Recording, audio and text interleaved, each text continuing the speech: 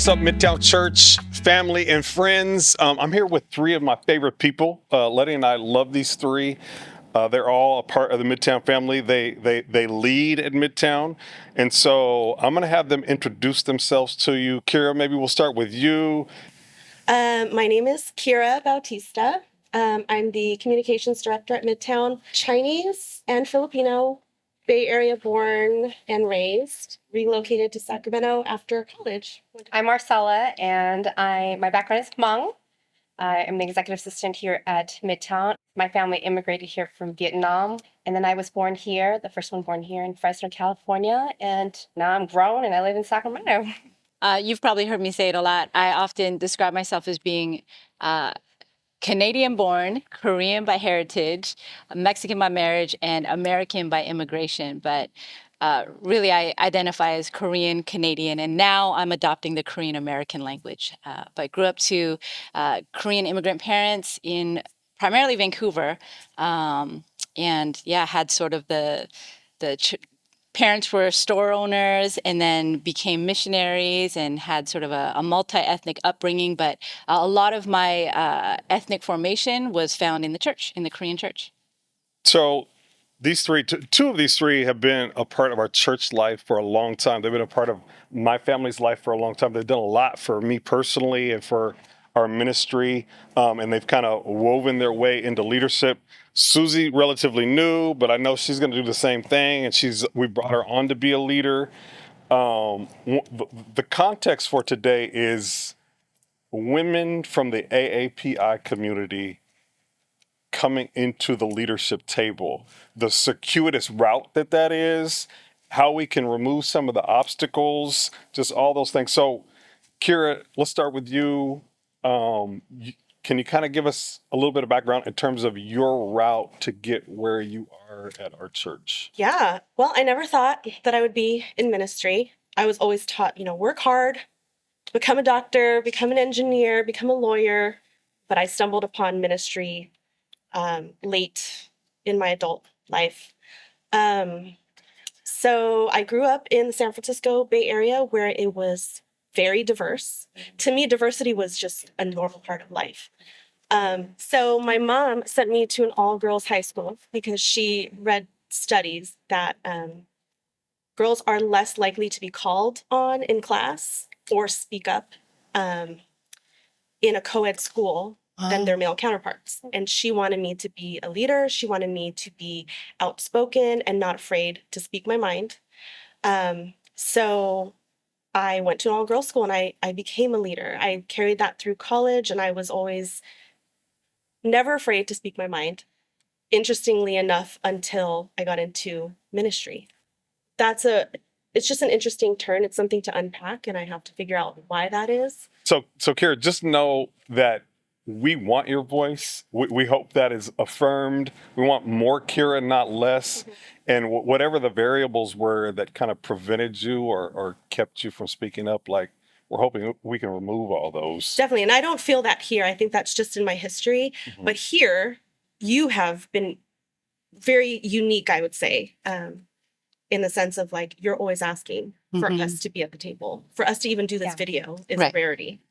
We need to hear more about, how you guys have kind of been censored, and we got to remove those things. So I'm glad you brought it up. Marcella, what about kind of your route to where you are right now? Well, my route, it's very different because my parents, they came from this war. The culture that I came from, the Hmong culture, women aren't seen as leaders. They don't lead, and they live in like wartime. So you're just raised to have babies, and they come from a generation where they have a lot of wives because there's a lot of famine or illnesses. And so that's the parenting that my parents had for me growing up. So unlike Kira, I didn't have much of like, we want you to be a leader. To be honest with you, in a church setting, I've only actually practiced my leadership at Midtown for the last 10 years. And I'm so grateful for that because, Bob, you've really opened the door to allow someone like me to come into the space. And to this day, my family don't really know the magnitude of what I do at a church. They just think I just go to like Sunday school or something like that, right? So I feel like I have to lead in both ways. And leading in my family now looks like honoring them. and leading in the church is trying to find spaces too. And to be honest with both of you, I think just leadership / ministry was written on both of your foreheads. So it was kind of obvious. So then at that point, it was just like, okay, what does Kira do so we can move her into that? And then once I found out what you did graphically and everything, and then Marcella same way, like what does Marcella do? Because she's got it written all over. I know when we've talked in the past, and we're going to hear from you in a minute, but when we talked in the past, when the AAPI hate crimes were popping up, you had said, part of the problem is it's actually been happening all along, but because we have a culture that just says, gives so much deference, we just don't say anything. That's right. And I feel like that would play a role also in women getting to the leadership table corporately, or am I wrong about that? It is, because I feel like when you're an Asian woman at a table where there's not a lot of Asian presence, including Asian men, we're invited at the table, but it's more important to be invited into the dialogue and into the idea of what the goal is for the group, just having a seat is not enough anymore. Sure. So Susie, obviously you had leadership written all over your forehead too, but you came to us already in a leadership capacity. But yeah, give us some context about how you got to your prominent place. I think like all of us, it's been a journey. And Kira, I love the story that you told about your mom. Like, I want to be that kind of mom. The fact that she did her research and was very intentional about putting you in a spot where you could flourish, that's amazing. I think for me, I came from a string of strong women, but they had a battle that was very different from mine. Being the firstborn in North America, at least, I came into a different context where it wasn't so strange to see women in certain positions outside of the home. So I think my parents were gearing me towards a life that they knew was going to be different from what they grew up with. But my dad specifically, I think I can appreciate the ways in which he really empowered me without realizing that he was empowering me for leadership. I have an older brother, and in Korean culture, in a lot of Asian cultures, the boys, especially if they're the firstborn, they get so much, just everything handed to them, right? But my dad, low key, my brother and I joke about it now. My brother has a lot of self-confidence, so it's okay. But we joke about how my dad used to roast my brother. Like at his expense, I would get a lot of confidence boosting, because my dad would be like, "Oh man, Susie's the smart one." Or like, "Man, she likes to read books. She's going to lead stuff," And so it was stuff that from an early age was implanted in me, but I came to realize as I got older was not the typical journey for a lot of Asian girls growing up. And so I can attribute a lot of my leadership to the way that my dad interacted with me and the way that he really believed in me. But it was the same thing. My choices low key were like doctor, lawyer, engineer. So I could do those things, but it's funny because when I told them that I felt a call to ministry, my dad was actually very reluctant to give his blessing, because I think he knew what a difficult journey that would be, because Midtown is not your cookie cutter church. It is outside of the norm when it comes to mainstream evangelicalism.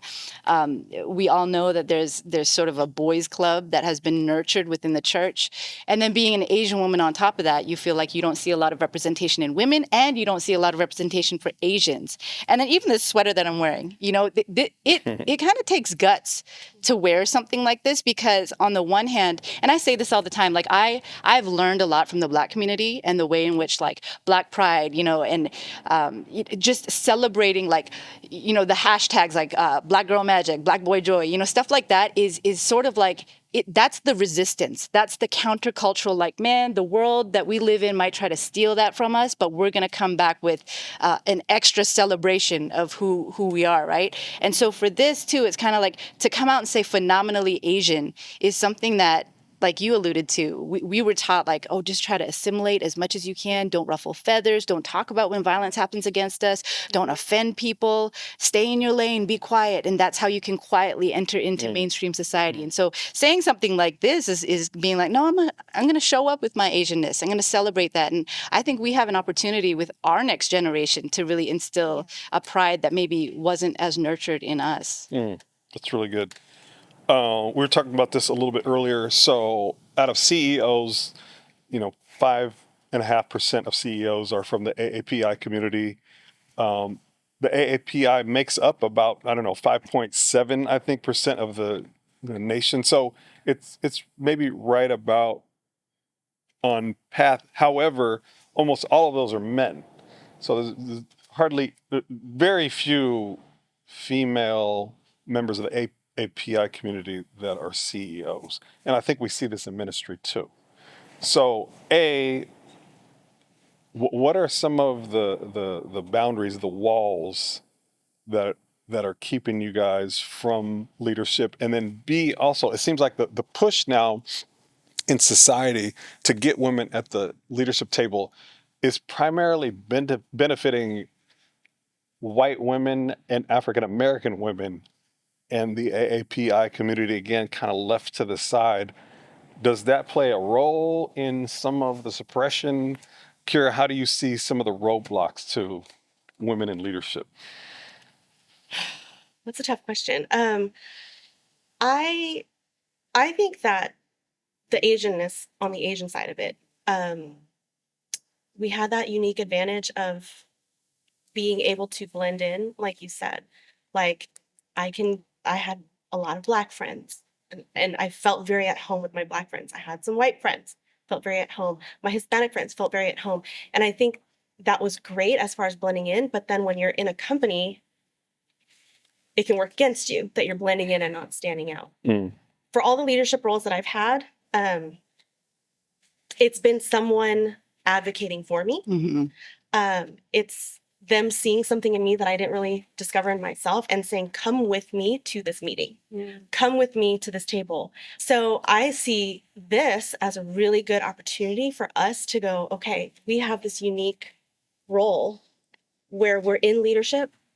Pastor Bob totally trusts us, and he sees the leadership in us. Let's bring people alongside us and give them that opportunity and advocate for them. I think that's what women need to do in companies as well. Not favoritism, but just going like, she's perfectly qualified for this. She's valuable here. No one's seeing her. I see her. Let's bring her. Let's bring her into the team. I heard a great quote that describes that, if God opens a door for you, make sure that you don't shut the door behind you, right? And I think that applies for women, especially women of color. And I think solidarity is key. So we talk about, there's often a binary. There's a black-white binary when we talk about race too. And so I think for Asians, and my husband is Mexican, and so we've got this blended family too, where we kind of straddle, within the inside lines there. And so for me, I'm kind of like, I'm not just going to advocate for AAPI women. I'm advocating for all women of color, and I'm all women, and, my Latina sisters, we need to be in solidarity with each other. And we're often feeling like, where do we fit in the grid when we talk about race relations too, right? So there's so much more power when you're talking about solidarity here, right? Like, and we can fight against the sort of worldly stereotype of women being catty or being competitive and feeling like there can only be one queen bee, like that's not the kingdom, right? So we really want to lean into solidarity and the unity of the body. That's kind of a fleshly thing anyway, but when you add it on top of all this, then it just makes things extremely difficult for you all. Marcella, what about you? How do you see some of the obstacles and also the push primarily benefiting, maybe white women and African American women? So oftentimes when we come to the table, I think some people think that we're just good at one thing. And so they kind of pocket us, and I think it narrows us to our potential. But I think as Asian women in our generation, we're really discovering our leadership. And then at the table with other leaders, they may just think we're just good at one thing and narrow us and not know that there's more that is about. Not to go down a negative road, only for purposes of education. Can you guys maybe talk about a time where you really felt like, I had a ceiling on me, or I was even being marginalized in the work environment?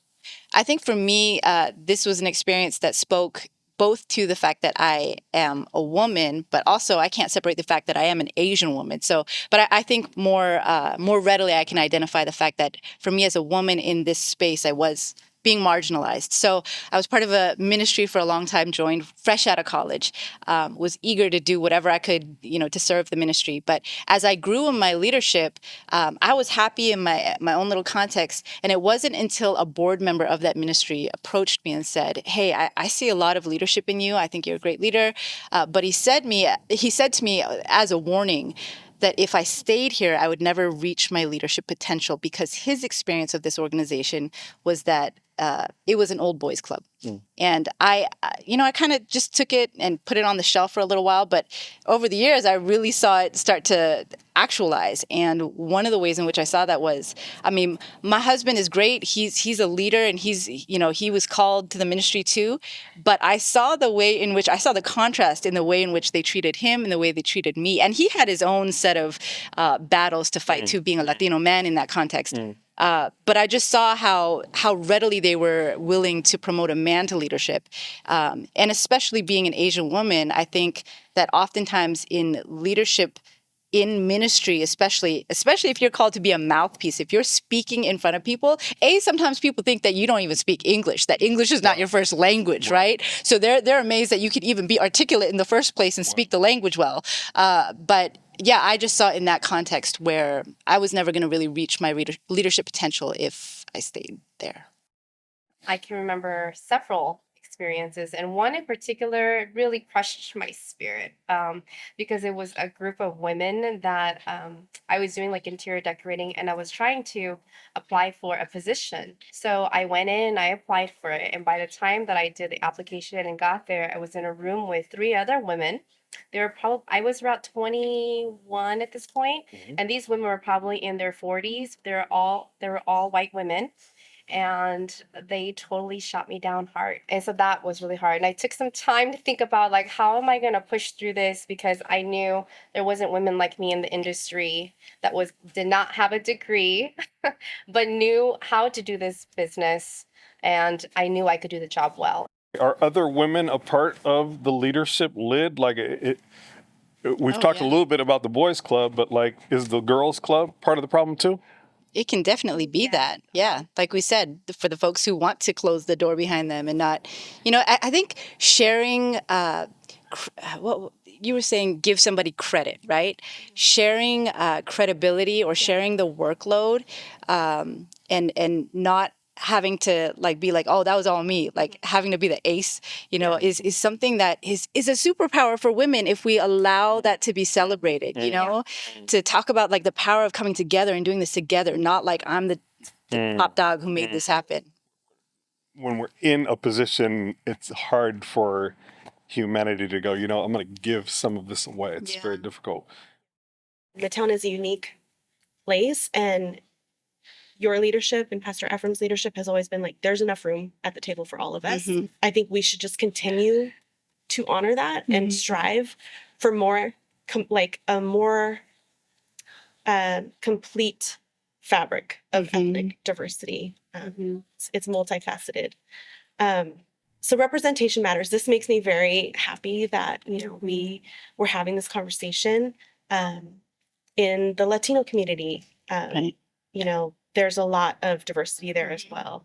So it's not just binary. I think we all make our church stronger and better. I'm just happy to have this conversation. And the fact that this conversation is happening not during AAPI Heritage Month, it doesn't have to be that when we're doing this, and it's not after a horrific event where everybody's scrambling to have this conversation with the 3 Asian people that they know, right? So, this is just a part of the DNA, and we celebrate how Midtown is living it out. We're not perfect. We've got a lot to learn. I will make a lot of mistakes along the way too, but just as long as we're committed to the journey of learning and being humble and admitting when we're wrong or where we can improve and celebrating the fact that we have this diversity, I think that's something that we do really well, celebrating that we have this family to land with. I just want to close by affirming these 3 again. They have been a colossal part of our church growth, a colossal part of our church being so impactful in the community. Kira and her family, we absolutely positively love them. And Kira, thank you for all you've done, even just for me.